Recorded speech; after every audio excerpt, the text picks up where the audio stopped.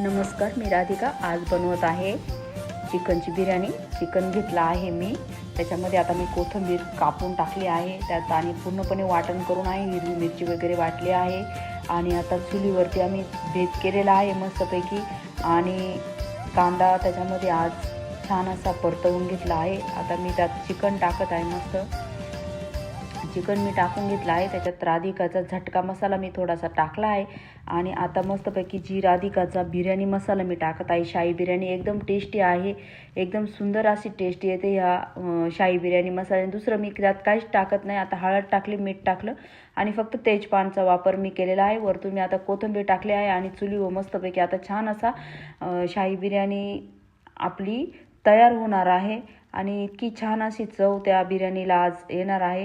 हे बघा, मस्त चुलीवरती बनवलेला आहे आणि बिर्याणी तयार आहे।